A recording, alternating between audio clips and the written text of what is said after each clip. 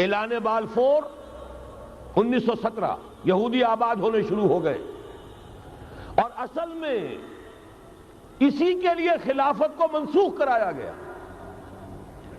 سلطان عبد الحمید، اگرچہ یہ ترکی خلافت جو ہے مرد بیمار کمزور، پھر بھی وہ مسلمانوں والا جذبہ اتنا تھا، انہیں بڑی سے بڑی رشوت پیش کی گئی تھی۔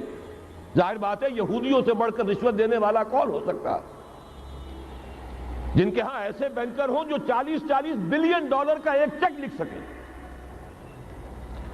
پھر یہ کہ ان پر سیاسی دباؤ بہت ڈالا گیا۔ انہوں نے جب تک خلافت عثمانیہ برقرار رہی یہودیوں کو فلسطین میں آباد ہونے کی اجازت نہیں دی، کہ جو معاہدہ کیا تھا حضرت عمر نے رضی اللہ تعالی عنہ، خلیفہ ثانی نے، خلیفہ راشد نے، ہم اس کے پابند ہیں اور ہم یہاں یہودیوں کو آباد ہونے کی اجازت نہیں دیں۔ لہذا انہوں نے اس خلافت ہی کا بستر طے کرایا، اس لیے کہ نہ رہے بانس نہ بجے بانسری، نہ مسلمانوں کی وحدت ملی کی کوئی علامت دنیا میں باقی رہے، اور نہ مسلمان کسی مسئلے پر جمع ہو کر کوئی موقف اختیار کر سکے۔ اعلان بالفور کے نتیجے میں آباد کاری شروع ہوئی۔ 1948 میں اسرائیل قائم ہو گیا، معجزہ ہو گیا۔ 1967 میں اس کی توسیع ہو گئی۔ اس میں ایک بات اور بھی عرض کر دوں، یہ سارا کس طور سے ہوا ہے کام؟ آپ نے زائنزم کا نام تو سنا ہے، صہیونی تحریک۔ خود اس کا جو بابا آدم تھا، آرڈر آف الومیناٹی، 1776 یکم مئی یہ نظام قائم کیا وائساپ نے، اور اس نظام کے تحت فری میسنری اور lodges of the great Orient قائم کیے گئے۔ یہ سارا ہتھ کنڈا وہ ابلیسی نظام، اس کی تفصیل ایک کینیڈین آتھر نے لکھی ہے کتاب میں، پاونز ان دی گیم۔ یہ سارا دھندا ایک شیطانی چکر ہے، ابلیسی چال ہے، اور اس کے ذریعے سے اسرائیل قائم ہوا اور اس کی توسیع بھی ہوئی 1967 میں۔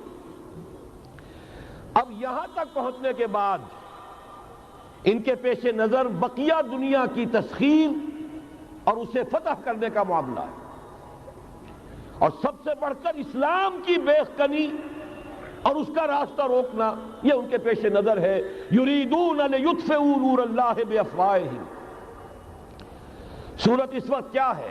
یورپ اور امریکہ سے آپ مشرق کی طرف آئیے، پہلے عالم عرب ہے، عرب مسلم ورلڈ۔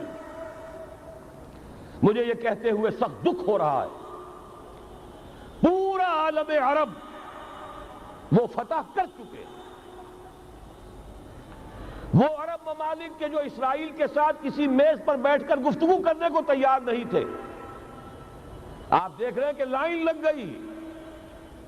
کبھی صرف انور سادات نے ریکگنائز کیا تھا، پوری دنیا میں شور مچا تھا، اس پر لعنت ملامت ہوئی تھی۔ اب تو ایک ایک کر کے، وہ شاہ حسن ہو چاہے شاہ حسین ہو، اب تو وہاں سے ویزے ختم ہو رہے ہیں۔ سعودی عرب اور امارات، انہوں نے جو کچھ کاروباری بندشیں لگائی ہوئی تھی وہ ختم کر دی گئی، ان میں نرمی پیدا کر دی گئی۔ یہ صورتحال ہے کہ واقعتاً ان کی جو عالمی تسخیر کا پروگرام ہے وہ آگے بڑھ رہا ہے، اور بدقسمتی سے امت مسلمہ کا جو قلب ہے، اس امت کا قلب امیین پر مشتمل ہے۔ هو الذی بعث فی الامیین رسولا منہم یتلو علیہم آیاتہ ویزکیہم الی آخر الآیہ۔ حضور بھی امی تھے، انہی میں سے تھے صلی اللہ علیہ وسلم، لیکن آج وہ قلب جو ہے عالم اسلام کا، وہ یہودیوں کے شکنجے میں کسا جا چکا۔ اکثر وہاں کے جو حکمران ہیں، امریکہ کے ایجنٹ ہیں، سٹوجز۔ یہ حالات جہاں تک عالم عرب کا تعلق ہے، تلخ حقائق ہیں جو بیان کر رہا ہوں، اس لیے کہ آپ کے سامنے رہنا چاہیے۔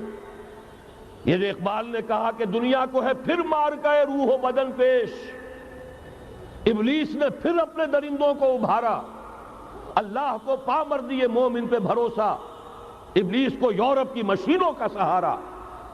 یہ دوبارہ ایک بہت بڑے پیمانے پر حق و باطل کا گھمسان کا رنگ پڑنے والا ہے۔ ملاحم کی جو حضور صلی اللہ علیہ وسلم نے پیشین گوئیاں فرمائی، الملحمۃ العظمی، تاریخ انسانی کی عظیم ترین جنگ جو ابھی آنے والی ہے، اس کو سمجھ لیجئے اچھی طریقے سے کہ اس میں جو قوتیں ایک دوسرے کے مقابل آ رہی ہیں وہ کون سی ہے۔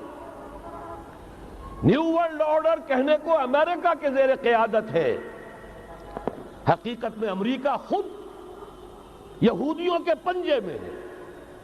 یہ وہی ابلیسی طاقت ہے جو آگے بڑھ رہی ہے۔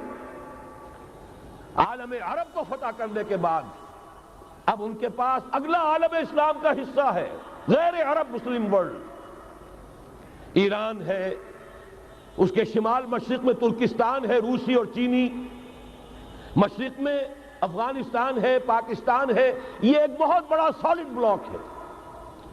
اس کے بعد اگرچہ ہندوستان آتا ہے، بھارت، ظاہر بات ہے کہ وہاں مسلمان اقلیت میں ہے سوائے کشمیر کے، لیکن یہ نوٹ کیجئے کہ وہاں بھی کم سے کم 15-18 کروڑ مسلمان موجود ہیں۔ آج بھی دنیا کا سب سے بڑا ملک جس میں مسلمانوں کی تعداد اور جن کی نفری سب سے بڑھ کر ہے وہ بھارت ہے۔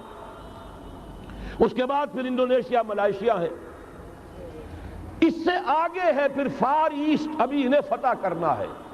نیو ورلڈ آرڈر کا یوں سمجھئے کہ ابھی یہ ہارڈ نٹ ٹو کریک، ابھی ایک لوہے کا چنا ہے چائنا کی شکل میں موجود۔